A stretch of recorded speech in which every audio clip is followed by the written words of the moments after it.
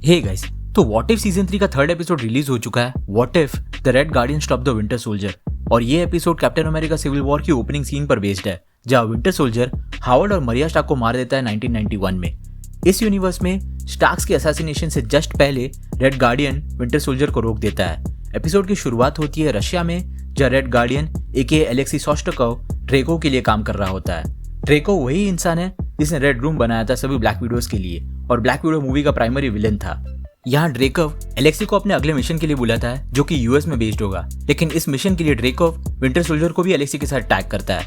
वही ऑर्डर करता है कार्पोव को विंटर सोल्जर को डिफ्रॉस्ट करने के लिए। कार्पोव वही इंसान है जो बकी को अपने वर्ड से ट्रिगर और ब्रेन वॉश करने के लिए जिम्मेदार था। इसके बाद हम कैप्टन अमेरिका सिविल वॉर के ओपनिंग सीन को रिक्रिएट होते हुए देखते हैं, जहां बकी को इलेक्ट्रिक शॉक्स दिए जा रहे हैं सो दैट वो अपने अगले मिशन के लिए रेडी हो सके। जस्ट दैट यहाँ एपिसोड में उसकी तैयारी और एलेक्सी की तैयारी के बीच जो स्टार्क कॉन्ट्रास्ट है उसे दिखाया जा रहा है, जो कि काफी फनी है। दोनों ही यूएस आ पहुंचते हैं, जहां अगेन हम कैप्टन अमेरिका सिविल वॉर के ओपनिंग शॉट को प्ले होते हुए देखते हैं। बकी अपनी मोटरसाइकिल पर हावर्ड और मरिया की कार का पीछा करता है सो दैट वो उनसे सुपर सोल्जर सीरम चुरा सके। लेकिन इस यूनिवर्स में बकी के साथ रेड गार्डियन को भी टैग किया गया है। जब बकी हावर्ड और मरिया को मारने वाला होता है तो रेड गार्डियन उसे याद दिलाता है कि उनका मिशन सिर्फ सुपर सोल्जर सीरम चुराने का था, लेकिन बकी को कोई भी विटनेस जिंदा नहीं चाहिए था। इसी वजह से दोनों के बीच फाइट शुरू हो जाती है, और इसी फाइट के दौरान पुलिस वहां क्राइम सीन पर आ जाती है और बकी और रेड गार्डियन को वहां से भागना पड़ता है। हालांकि वो सुपर सोल्जर सीरम का एक कंटेनर सिक्योर जरूर कर लेते हैं। जब बकी कार्पो को अपने मिशन के बारे में आई रुकावटों के बारे में बताता है तो कार्पो बकी से कहता है कि उसने अपना मिशन फेल कर दिया है और अब उस सिचुएशन से निकल के वापस रशिया आना उसकी खुद की जिम्मेदारी है। हाइड्रा और रेड रूम फिलहाल उनकी कोई मदद नहीं कर सकते।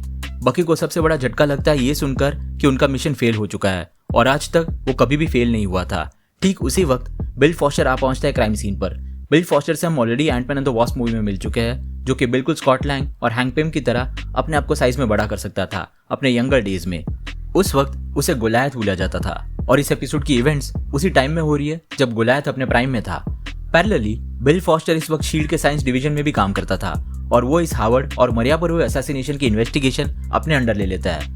अब क्योंकि बकी और रेड गार्डियन ने सुपर सोल्जर सीरम चुराया था तो बिल फॉस्टर के लिए ये इन्वेस्टिगेशन और भी ज्यादा इंपॉर्टेंट हो जाती है। वो सभी एयरपोर्ट्स, ट्रेन स्टेशंस और बस स्टेशंस को शट डाउन करवा देता है और न्यूयॉर्क से ओहायो तक सभी एंट्री एग्जिट पॉइंट्स पर चेकिंग शुरू करवा देता है so that super soldier serum चुराने वाले कन्विक्ट्स भाग ना पाए। यहाँ बकी और एलेक्सी यूएस से भागने के प्लान के बारे में सोच रहे होते हैं, और उसी वक्त एलेक्सी एक सीक्रेट रुक के बारे में बात करता है जिसके पास पावर है यूएस की ग्लोबल पोजीशन को फ्लिप करने की।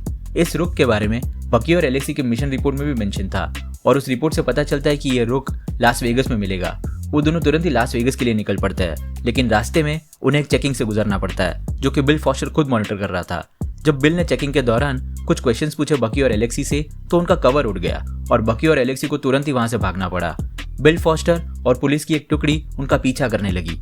बकी और एलेक्सी ऑलमोस्ट सभी पुलिस वालों को चकमा दे देते हैं, लेकिन तभी बिल फॉस्टर अपने गोलायत के यूनिफॉर्म में आकर ट्रांसफॉर्म हो जाता है और बकी और एलेक्सी का पीछा करता है। बकी, एलेक्सी और गोलायत की ये चेस खत्म होती है एक क्लिफ पर, जहां बकी और एलेक्सी को लिटरली अपनी कार के साथ छलांग लगानी पड़ती है और किसी तरह वो दोनों गोलायत से बच जाते हैं। जब बिल फॉस्टर को उनकी टूटी हुई कार मिलती है तब उसे बकी और एलेक्सी की गाड़ी में से उनके अगले डेस्टिनेशन लास वेगस की इंडिकेशन मिलती है, और अब बिल भी लास वेगस की ओर निकल पड़ता है। बकी और एलेक्सी फिलहाल एक जानवरों के हॉस्पिटल में रेफ्यूज ले लेते हैं, जहां एलेक्सी बकी को अपनी पुरानी जिंदगी याद करने को कहता है और बकी को अपनी एक विविड कोनी आइलैंड की मेमोरी याद आती है जब वो विंटर सोल्जर नहीं था। ये मेमोरी उसे कई सालों बाद याद आई थी, और इस बात के लिए वो एलेक्सी को थैंक यू बोलता है। उसे तब समझ आता है कि एलेक्सी उतना भी बुरा इंसान नहीं है जैसा उसने सोचा था। उसके तुरंत बाद बकी को जनरल ड्रेको से ऑर्डर्स आते हैं एलेक्सी को मारने के लिए। ड्रेको के हिसाब से एलेक्सी अब उनके लिए एक लायबिलिटी बन चुका था और वो वापस उसे रशिया रिटर्न आते हुए नहीं देखना चाहता था। बकी उस वक्त राजी हो जाता है इस मिशन को पूरा करने के लिए, लेकिन इस बार वो फुल कन्विक्शन के साथ कंप्लाई नहीं करता। बकी और एलेक्सी लास वेगस आ पहुंचते हैं रुक से मिलने के लिए, और जब वो उन्हें मिलते हैं तो हमें पता चलता है कि वो रुक और कोई नहीं बल्कि उबडाया स्टेन था। उबडाया स्टेन ने ही हावर्ड और मरिया स्टार्क के लोकेशन और सुपर सोल्जर सीरम की इन्फॉर्मेशन रशियंस को दी थी। ये एक बहुत ही मेजर रेवलेशन है एमसीयू की लोर में। आयरन मैन 1 का विलन जिम्मेदार था टोनी के मदर और फादर की डेथ के लिए। आयरन मैन 1 में हमने ऑलरेडी देखा था कि उबडाया स्टेन अपने दूसरे देशों के मर्सनरीज के साथ कनेक्शंस को यूज करता था अपने पर्सनल गोल्स को अचीव करने के लिए। ऑफ कोर्स यहाँ स्टेन को ये नहीं पता था कि रशियंस असल में हाइड्रा के लिए काम करते थे, लेकिन स्टार्क्स के साथ उसकी पर्सनल दुश्मनी ने हावर्ड और मरिया दोनों को मरवा डाला, जिससे टोनी की लाइफ भी सिग्निफिकेंटली इंपैक्ट हो गई। Coming back to the episode, जब ओबेडाया शेन को पता चलता है कि बकी और एलेक्सी स्टार्क्स को मारने के अपने मिशन में नाकाम रहे, तो वो उन्हें ही मारने की कोशिश करता है सो दैट कोई विटनेस ना बच पाए। ऑफ कोर्स बकी और एलेक्सी इजीली स्टेन को डिफीट कर देते हैं और बकी यहाँ अपने ड्रेको के एलेक्सी को मारने के मिशन को भी एग्जीक्यूट नहीं करता। इसी वजह से ड्रेको के रेड रूम की टास्क फोर्स उन्हें मारने आ जाती है और बकी और एलेक्सी को स्टेन के होटल से भागना पड़ता है। रास्ते में उन्हें बिल फॉस्टर का गोलायथ भी मिलता है जो फिर से उनका पीछा करता है। अब रेड रूम टास्क फोर्स और गोलायथ से बचने के लिए बकी और एलेक्सी एक बिल्डिंग में आकर छुपते हैं और बकी यहाँ एलेक्सी को सच बताता है कि उसे ऑर्डर मिला था ड्रेको से एलेक्सी को मारने का, लेकिन उसने ऐसा किया नहीं। अब क्योंकि रेड रूम को ये बात पता चल चुकी थी तो किसी भी वक्त कार्पो बकी के माइंड को रीसेट कर सकता था और अब तक जो भी इवेंट्स हुए हैं वो बकी को याद नहीं रहते। बकी एलेक्सी को आखिरी सुपर सोल्जर सीरम का कंटेनर दे देता है और उसे वहां से भागने के लिए कहता है, लेकिन एलेक्सी मना कर देता है और सुपर सोल्जर सीरम का कंटेनर भी डिस्ट्रॉय कर देता है। ठीक उसी वक्त वहां कार्पो वहां पहुंचता है बकी के माइंड को दोबारा रीसेट करने के लिए। वो अपने ट्रिगरिंग वर्ड्स बोलना शुरू कर देता है जिससे बकी अपने विंटर सोल्जर फॉर्म में दोबारा आ जाए, लेकिन इस बार उन वर्ड्स का असर नहीं होता बकी पर और उसके तुरंत बाद गोलायथ और बाकी पुलिस फोर्स भी वहां पहुंचती है। अब रेड रूम टास्क फोर्स और पुलिस के बीच लड़ाई शुरू हो जाती है और एलेक्सी और बकी भी इस फाइट में कूद पड़ते हैं रशियंस के अगेंस्ट।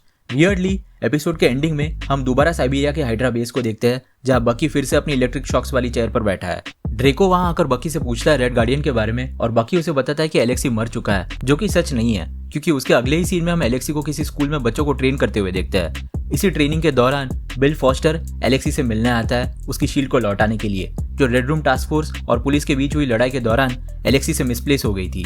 एलेक्सी को लगा कि बिल उसे अरेस्ट करने आया है, लेकिन बिल उसे शील्ड में शामिल होने के लिए ऑफर करता है और कई सालों बाद हम एलेक्सी को ओजी एवेंजर्स के साथ न्यूयॉर्क के बैटल में देखते हैं और एपिसोड एंड हो जाता है। तो आपके क्या थॉट्स है इस एपिसोड 3 को लेकर? और अब जबकि हावर्ड और मरिया स्टार्क जिंदा है इस यूनिवर्स में, तो आपके हिसाब से टोनी की लाइफ कैसे पैन आउट हुई होगी? नीचे कमेंट सेक्शन में जरूर बताना। अगर आपको वीडियो पसंद आया हो तो उसे लाइक जरूर कर देना और अगर आप इस चैनल पर नए हो तो सब्सक्राइब करना मत भूलना। हम रेगुलरली ऐसे वीडियोस पब्लिश करते हैं। हमारे रिसेंट वीडियोस को देखने के लिए यहाँ पे क्लिक करें। Thank you so much for watching guys. Stay safe.